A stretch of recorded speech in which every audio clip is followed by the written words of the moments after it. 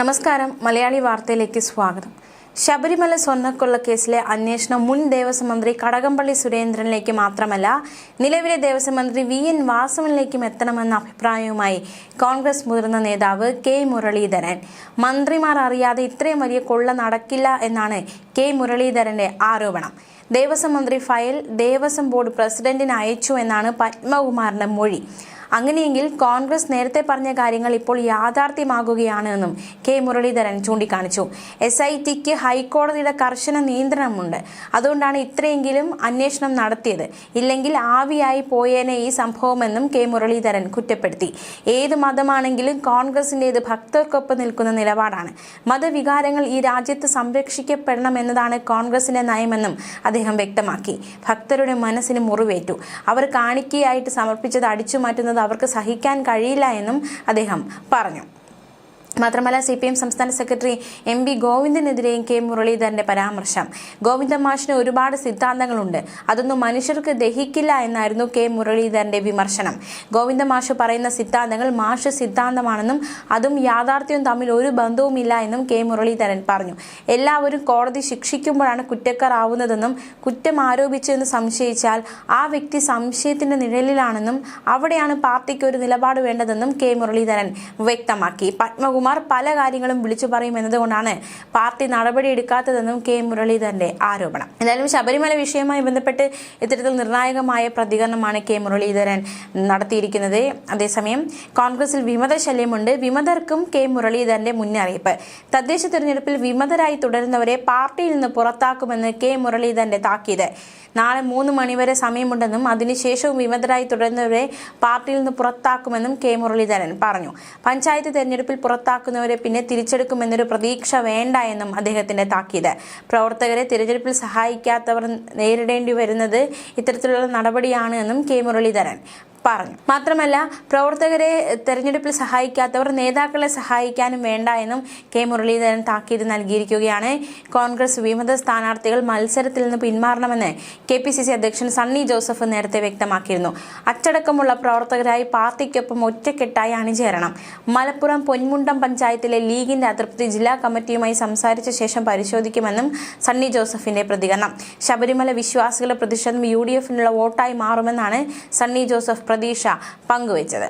അതേസമയം കെ മുരളീധരൻ നേരത്തെ corporation മുട്ടടവാളിലെ UDF സ്ഥാനാർത്ഥി വൈഷ്ണ സുരേഷിന്റെ പേര് വെട്ടാൻ ഉദ്യോഗസ്ഥർക്ക് മേൽ സമ്മർദ്ദം ചെലുത്തിയത് മേയർ ആര്യ രാജേന്ദ്രനാണെന്ന ആരോപണം ഉന്നയിച്ചിരുന്നു. കൃത്യമായ വിവരം നേരത്തെ തന്നെ കിട്ടിയിരുന്നുവെന്ന് കെ മുരളീധരൻ പറഞ്ഞു. 13-ാം തീയതി കോർപ്പറേഷനിൽ നേരിട്ടെത്തിയാണ് ആര്യ രാജേന്ദ്രൻ വിഷയത്തിൽ ഇടപെട്ടത്. ആര്യയുടെ സമ്മർദ്ദത്തിന് വഴങ്ങി നിയമവിരുദ്ധമായി പേര് വെട്ടിയ ഉദ്യോഗസ്ഥർക്കെതിരെ നിയമ നടപടി തുടരുമെന്നും മുരളീധരൻ വ്യക്തമാക്കി. വൈഷ്ണയുടെ പേര് തിരികെ പട്ടികയിൽ ഉൾപ്പെടുത്തി തിരഞ്ഞെടുപ്പ് കമ്മീഷൻ ഉത്തരവിറക്കിയതിന് പിന്നാലെയായിരുന്നു കെ മുരളീധരന്റെ പ്രതികരണം. കൂട്ടിച്ചേർക്കൽ പട്ടികയിലെ 1100-ാം സീരിയൽ നമ്പറായാണ് വൈഷ്ണയുടെ വോട്ട് ചേർത്തത്. വൈഷ്ണയുടെ പേര് നീക്കം ചെയ്ത കോർപ്പറേഷൻ EROയുടെ നടപടിയിൽ ദുരൂഹതയുണ്ട് എന്ന് കമ്മീഷൻ വ്യക്തമാക്കിയിരുന്നു. വൈഷ്ണ നൽകിയ രേഖകൾ ഉദ്യോഗസ്ഥൻ പരിശോധിച്ചില്ലെന്നും ഗുരുതരമായ കൃത്യവിലോപം നടന്നുവെന്നും കമ്മീഷൻ കണ്ടെത്തി. ഹൈക്കോടതിയുടെ നിർദ്ദേശപ്രകാരമാണ് പിന്നീട് ഈ ഒരു തീരുമാനത്തിലേക്ക് എത്തിയത്. എന്തായാലും ആ വിഷയത്തിലും കെ മുരളീധരൻ മേയർ ആര്യ രാജേന്ദ്രനെതിരെ കുറ്റപ്പെടുത്തൽ അല്ലെങ്കിൽ ഒരു വിമർശനം, ഒരു സംശയം ഉന്നയിച്ച് രംഗത്തെത്തിയിരുന്നു. അതേസമയം ശബരിമല സ്വർണ്ണക്കൊള്ള കേസിലേക്ക് വന്നാൽ ശബരിമല സ്വർണ്ണക്കൊള്ളയിൽ അറസ്റ്റിലായ മുൻ ദേവസ്വം ബോർഡ് പ്രസിഡന്റ് പത്മകുമാറിന്റെ വിദേശ യാത്രകളെ കുറിച്ച് അന്വേഷിക്കാൻ പ്രത്യേക അന്വേഷണ സംഘം. കഴിഞ്ഞ ദിവസം പത്മകുമാറിന്റെ വീട്ടിൽ നടന്ന റെയ്ഡിൽ പാസ്പോർട്ട് അടക്കം അന്വേഷണ സംഘം പിടിച്ചെടുത്തിരുന്നു. വിദേശ യാത്രയുടെ ലക്ഷ്യം, കൂടിക്കാഴ്ചകൾ എന്നിവയാണ് അന്വേഷിക്കുന്നത്. പത്മകുമാറിന്റെ വീട്ടിൽ നടത്തിയ റെയ്ഡിൽ 2016 മുതലുള്ള പത്മകുമാറിന്റെ ആദായ നികുതി വിവരങ്ങളുടെ രേഖകളും പിടിച്ചെടുത്തിട്ടുണ്ട്. താൻ പ്രസിഡന്റ് ആകുന്നതിന് മുൻപ് തന്നെ പോറ്റിക്ക് ശബരിമലയിൽ വലിയ സ്വാധീനമുണ്ടായിരുന്നുവെന്നാണ് അന്വേഷണ സംഘത്തിന് പോലീസ് നൽകിയ മൊഴി. ദേവസ്വം മിനിറ്റ്സിൽ ചെമ്പെന്ന് രേഖപ്പെടുത്തിയത് അറിഞ്ഞിരുന്നില്ലെന്നാണ് അന്നത്തെ ബോർഡ് അംഗങ്ങളായിരുന്ന KP ശങ്കരദാസും വിജയകുമാറും നൽകിയ മൊഴിയിൽ പറയുന്നത്. എന്നാൽ താൻ എടുത്ത എല്ലാ തീരുമാനവും മറ്റു ബോർഡ് അംഗങ്ങളുടെ അറിവോടെയാണെന്നായിരുന്നു പത്മകുമാറിന്റെ പ്രതികരണം. മാത്രമല്ല ഈ കേസിൽ നടൻ ജയറാം സാക്ഷിയാകും. ചെന്നൈയിലേക്ക് കൊണ്ടുപോയ ദ്വാരപാലക ശില്പങ്ങളുടെ പാളികൾ ഉൾപ്പെടെ വെച്ച് കേസിലെ മുഖ്യപ്രതി ഉണ്ണികൃഷ്ണൻ പോറ്റി നടത്തിയ പൂജയിൽ ജയറാമും പങ്കെടുത്തിരുന്നു. ഈ സാഹചര്യത്തിലാണ് പ്രത്യേക അന്വേഷണ സംഘം ജയറാമിന്റെ മൊഴിയെടുക്കാൻ ഒരുങ്ങുന്നത്. ഇതിനായി അന്വേഷണ സംഘം ജയറാമിന്റെ സമയം തേടിയെന്നാണ് റിപ്പോർട്ട്. അറ്റകുറ്റപ്പണിക്കെന്ന പേരിൽ ശബരിമലയിൽ നിന്നും കൊണ്ടുപോയ സ്വർണ്ണപ്പാളിയും ദ്വാരപാലക ശില്പവും ഉണ്ണികൃഷ്ണൻ പോറ്റി പലയിടങ്ങളിൽ പ്രദർശിപ്പിക്കുകയും പൂജയ്ക്ക് വയ്ക്കുകയും ചെയ്തിരുന്നു. ഇത്തരത്തിലുള്ള ഒരു ചടങ്ങിൽ നടൻ ജയറാം, ഗായകൻ വീരമണി തുടങ്ങിയവർ പങ്കെടുത്തിരുന്നു. 2019 ചെന്നൈയിൽ നടന്ന പൂജയുടെ ദൃശ്യങ്ങളും കേസിന്റെ ആദ്യഘട്ടത്തിൽ തന്നെ വന്നതാണ്. ഈ സാഹചര്യത്തിലാണ് അന്വേഷണ സംഘം വിവരങ്ങൾക്കായി ജയറാമിനെ സമീപിച്ചത്. ശബരിമലയിൽ വെച്ചുള്ള പരിചയത്തിന്റെ പുറത്താണ് ഉണ്ണികൃഷ്ണൻ പോറ്റി സംഘടിപ്പിച്ച പൂജയിലേക്ക് എത്തിച്ചത്. എന്നാൽ ഇയാൾ തന്റെ പക്കൽ നിന്നും പണം വാങ്ങിയിട്ടില്ല. സ്വർണ്ണപ്പാളിയിൽ പൂജ നടത്താനായത് തന്റെ ജീവിതത്തിലെ മഹാഭാഗ്യമായാണ് കരുതിയത്.